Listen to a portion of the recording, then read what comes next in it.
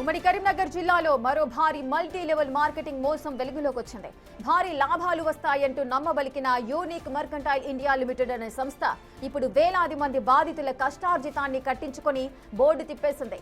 దాదాపు 800 కోట్ల రూపాయల భారీ స్కామ్ జరిగినట్లుగా తెలుస్తోంది.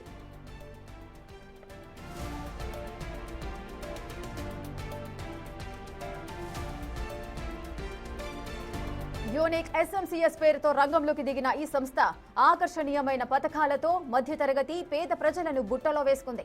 డిపాజిట్లు, నెలవారీ ప్రీమియంల రూపంలో వేలాది మంది నుంచి లక్షలాది రూపాయలు వసూలు చేసింది.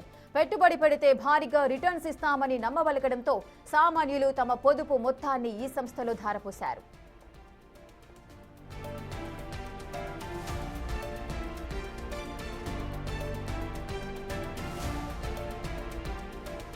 అయితే మెచ్యూరిటీ సమయం దగ్గర పడటంతో సంస్థ ప్రతినిధులు ముఖం చాటేయడం, కార్యాలయాలకు తాళాలు వేయడంతో బాధితులు దిక్కుతోచని స్థితిలో పడిపోయారు.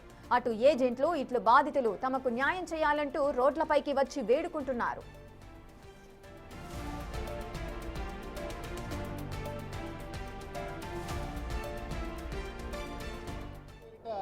ఇవి ప్రజలను మభ్యపెడతా ఉన్నాయి.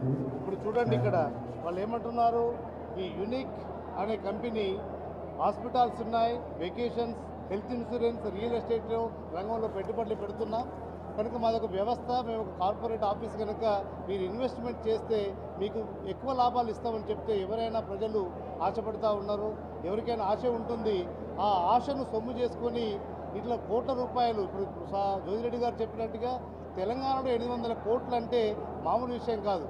800 కోట్ల స్కామ్ జరుగుతూ ఉంటే ప్రభుత్వాలు, కేంద్ర రాష్ట్ర ప్రభుత్వాలు ఈ విషయంలో చొరవ తీసుకోవాలి. వాళ్ళు తలుచుకుంటే వసూలు చేసి ప్రజలకు ఇవ్వడం పెద్ద సమస్య కాదు. ఈ యూనిక్ మర్కంటైల్ ఏజెన్సీ తరఫున రాష్ట్ర వ్యాప్తంగా ఈ మోసంకి ఒక పునాది పడ్డది. ముఖ్యంగా ఉమ్మడి కరీంనగర్ జిల్లా లోపల 10,000 మంది ఏజెంట్లను తీసుకొని ఒక్కొక్క ఏజెంట్ దగ్గర, ఇప్పుడు ఇంతకుముందు పద్మ అనే అమ్మాయి చెప్పింది, వారు సొంతంగా 10 లక్షల ఇన్వెస్ట్ చేశారు. వాళ్ళ భర్త సత్యనారాయణ ఏజెంట్ ద్వారా 1 కోటి రూపాయల వరకు వసూలు చేశారు. ఆమె ఏమంటుంది, మా పైసలు లేకుండా పర్లేదు కానీ మేము ఎవరైతే ఏజెంట్ల దగ్గర మేము వసూలు చేసిన కస్టమర్ దగ్గర దాదాపు 1 కోటి రూపాయలు లేక మేము ఇప్పుడు అవస్థ పాలవుతున్న ఆత్మహత్యకు శరణ్యమంటారు.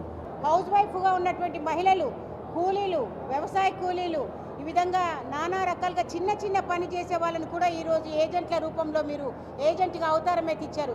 ముఖ్యంగా ఎవడైతే దోచుకుపోయాడో, దోచుకుపోయిన వాడు దర్జాగా విలాసవంతమైన జీవితం అనుభవిస్తున్నారు. ఇందులో చాలామంది జైలు జీవితాన్ని కూడా చవి చూశారండి. అది చాలా బాధాకర విషయము. జైలు జీవితాన్ని కూడా చవి చూస్తున్నారు మామూలు బాధితులు. వాళ్ళంతా కూడా ఏదో పొట్టకుటి కోసం రేపు ఉపాధిగా దాన్ని ఎంచుకున్నారు, కానీ ఆ ఉపాధి వాళ్ళకి ఈరోజు ఉరితాడి అవుతుందని వాళ్ళు భావించలేదు. హౌస్ వైఫ్గా ఉన్నటువంటి మహిళలు, కూలీలు, వ్యవసాయ కూలీలు, ఈ విధంగా